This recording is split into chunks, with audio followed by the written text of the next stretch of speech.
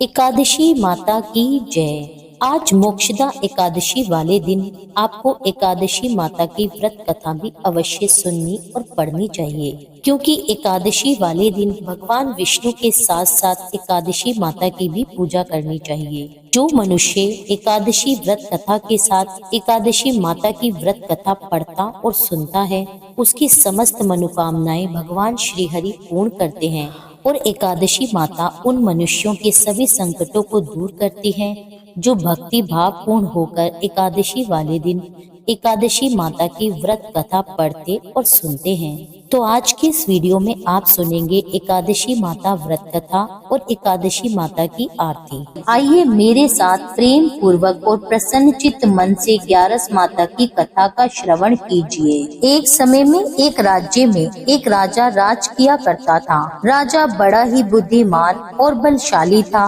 राजा हर समय अपनी प्रजा का भला करता था। प्रजा भी अपने राजा से बहुत प्रेम करती थी। राजा की 2 पुत्रियां थी। वे दोनों ही पुत्रियों से बहुत प्रेम किया करता था। राजा की छोटी पुत्री देखने में बहुत सुंदर और आकर्षित थी, परंतु राजा की बड़ी बेटी छोटी बेटी की तुलना में कम सुंदर थी। राजा की छोटी बेटी 11 माता की पूजा करती थी और सभी लोग राजा की छोटी बेटी से बहुत प्रेम किया करते थे और उसकी बहुत प्रशंसा भी किया करते थे। इसी कारण राजा की बड़ी बेटी अपनी छोटी बहन से नफरत करती थी। राजा की दोनों बेटियां जब बड़ी हो गई, तब एक पड़ोस में रहने वाला राजकुमार राजा की बड़ी बेटी के लिए रिश्ता लेकर आया, परंतु जैसे ही उस राजकुमार की नजर राजा की छोटी बेटी पर पड़ी, तो वह राजकुमार राजा की छोटी बेटी पर मोहित हो गया और उससे पहली ही नजर में प्रेम कर बैठा। राजकुमार ने राजा की बड़ी बेटी के साथ विवाह करने से मना कर दिया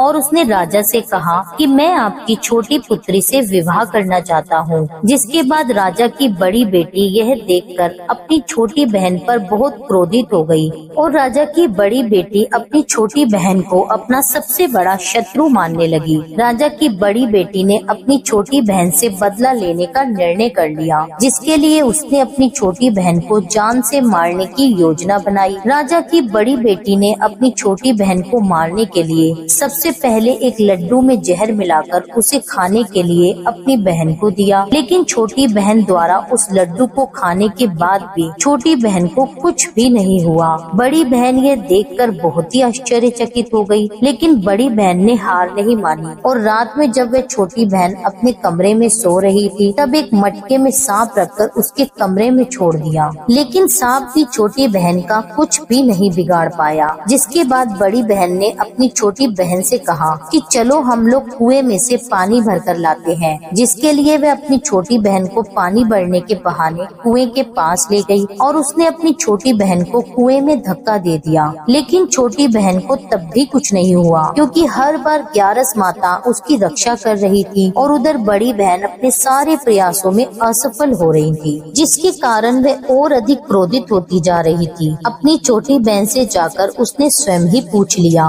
उसने अपनी छोटी बहन से पूछा, तुमको पता है कि भगवान ने सबकी मृत्यु एक निश्चित समय पर लिखी हुई है और कैसे तुम्हारी मृत्यु होगी, क्या तुम जानती हो? तब छोटी बहन ने बड़ी बहन को बताया, हाँ मैं जानती हूँ मेरी मृत्यु कैसे होगी। छोटी बहन से यह सुनकर बड़ी बहन मन ही मन बहुत प्रसन्न हुई और उसने अपनी छोटी बहन से कहा कि तुम मुझे अपनी मृत्यु का राज बताओ। छोटी बहन ने अपनी बड़ी बहन से कहा कि मेरी मृत्यु तो एक तोते में है। जो तोते के गले में एक हार है, उससे मेरी मृत्यु होगी। जब तक कोई भी व्यक्ति तोते को मारकर वह हार अपने गले में पहनेगा तो मैं मूर्छित हो जाऊंगी, और जैसे ही उस हार को अपने गले से उतारेगा तो मैं वापस से जीवित हो जाऊंगी। अपनी छोटी बहन का यह राज सुनकर बड़ी बहन बहुत प्रसन्न हो गई और उसने अपनी छोटी बहन को मारने के लिए उसके पालतू तोते को ढूंढना शुरू कर दिया और छोटी बहन को इस बात का आभास भी हो गया था कि कोई उसकी जान लेना चाहता है। जिसके लिए वह अपने पिता के पास गई और उसने अपने पिताजी से कहा कि हे पिताजी, मेरी मृत्यु के बाद आप मुझे जलाइएगा मत, मत, बल्कि आप मुझे अपनी पुरानी वाली हवेली में एक पलंग पर लिटाकर छोड़ दीजिए। अपनी छोटी लड़की की यह बात सुनकर राजा बड़ा ही हैरान हुआ।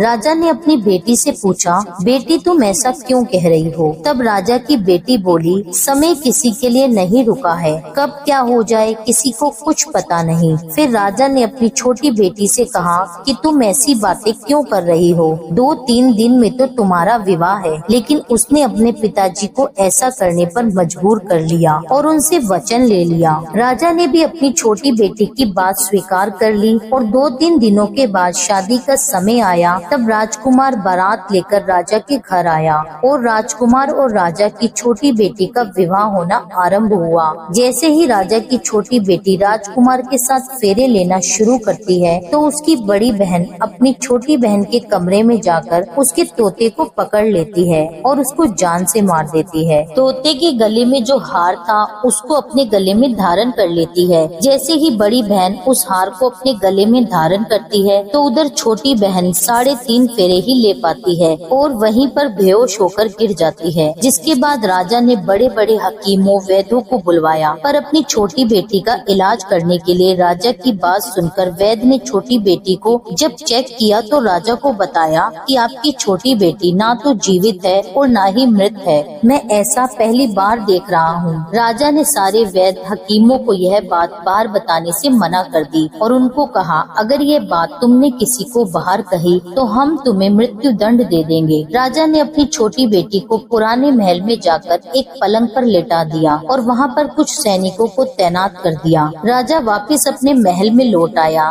राजा की बड़ी बेटी अपने पिताजी के पास आई और कहने लगी, पिताजी अगर ये शादी संपन्न नहीं हुई तो आपकी इज्जत का क्या होगा? आप कहें तो मैं आपकी इज्जत बचाने के लिए राजकुमार से विवाह करने के लिए तैयार हूँ। जिसके बाद राजा ने अपनी बड़ी बेटी की बात मान ली और राजा ने अपनी बड़ी बेटी को छोटी बेटी का जोड़ा पहनाकर विवाह मंडप में बिठा दिया। परंतु राजकुमार ये जान गया कि ये राजा की छोटी बेटी नहीं है बल्कि ये राजा की बड़ी बेटी है। लेकिन जब राजकुमार ने विवाह करने से मना किया तो सभी लोगों ने राजकुमार को विवश करके बचे हुए फेरों को संपन्न करा दिया और विवाह करवा दिया। जिसके बाद राजकुमार राजा की बड़ी बेटी को अपने साथ महल में ले गया। अब राजकुमार राजा की बड़ी बेटी से न तो बात किया करता था और न ही उसको पसंद करता था। राजकुमार ने ये फैसला लिया था कि वह अपनी प्रेमिका को ढूंढ कर रहेगा और यह जान कर रहेगा कि उसके साथ क्या हुआ है। एक दिन राजकुमार अपने घोड़े पर सवार होकर राजा के पुराने महल के पास पहुंच गया, जहां पर उसने कुछ सैनिकों को देखा।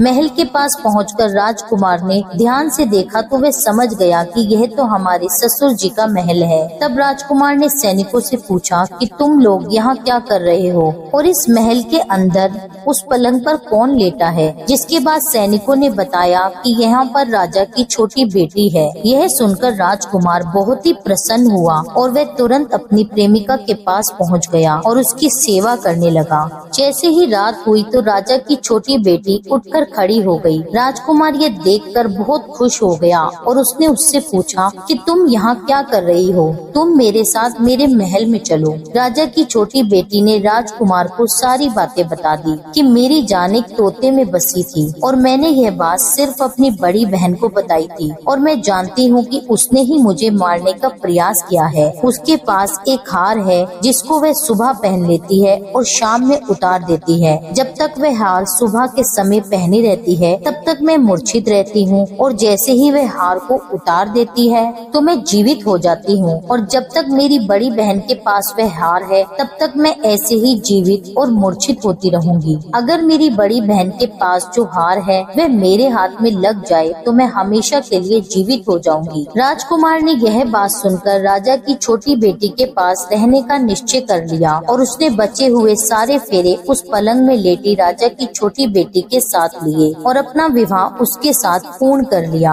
और वहीं पर रहने लगा। देखते ही देखते कुछ समय बाद राजा की छोटी बेटी और राजकुमार की पत्नी गर्भवती हो गई। एक बार राजकुमार को किसी काम से बाहर जाना पड़ा। तब छोटी बेटी के पेट में बहुत तेज दर्द होने लगा, जिसके बाद उसने ग्यारस माता का आह्वान किया। उसी समय वहाँ पर ग्यारस माता प्रकट हुई और उन्होंने अपने भक्त के दर्द को दूर किया और उसे एक पुत्र की प्राप्ति हुई। उसी समय वहाँ पर अचानक से राजकुमार भी आ पहुंचा। राजकुमार ने जब ग्यारस माता को देखा तो वह आश्चर्यचकित हो गया और उसने तुरंत माता को प्रणाम किया और ग्यारस माता ने राजकुमार से कहा, जब तुम्हारा यह पुत्र 5 वर्ष का हो जाए तब तुम अपनी पत्नी का हार लाकर इसके गले में डाल देना। और देखते ही देखते राजकुमार और राजा की छोटी बेटी का पुत्र 5 वर्ष का हो गया। तो राजकुमार अपने बेटे से कहता है कि बेटा, मैं कुछ काम से बाहर जा रहा हूँ, तुम अपनी माता का ध्यान रखना। और यह कहकर वहाँ से चला गया। राजा को बाहर निकलता देखकर बड़ी बहन के सैनिक देख लेते हैं और बड़ी बहन को जाकर सारी बातें बता देते हैं। जिसके बाद बड़ी बहन अपनी छोटी बहन के पुत्र को वहाँ से उठवा लेती है और उसको मरवा देती है। अपनी छोटी बहन के बेटे के 2 टुकड़े करवा देती है। पहला टुकड़ा चक्की के पास छुपा देती है और दूसरा टुकड़ा अपने पलंग के नीचे रख देती है। अब ग्यारस माता भिखारन का रूप लेकर आती हैं।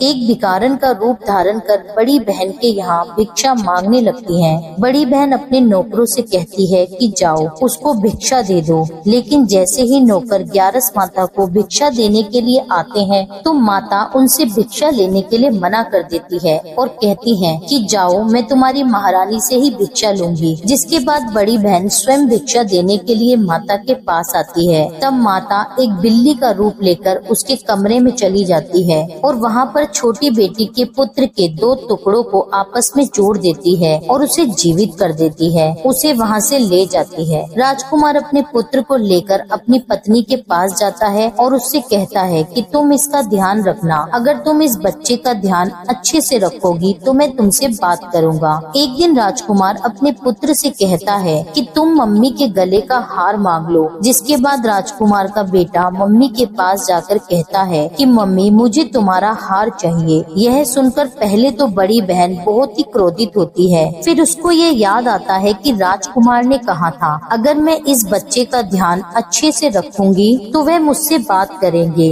जिसके कारण वह हार उस बच्चे को दे देती है और वह तुरंत हार ले जाकर अपने पिताजी को दे देता है। और तभी राजकुमार अपने बेटे को लेकर वहाँ से जाने लगता है तो उसकी पत्नी से कहता है कि तुम हमारे लिए खाना बनाकर रखना, मैं शाम को आकर तुम्हारे साथ खाना खाऊंगा।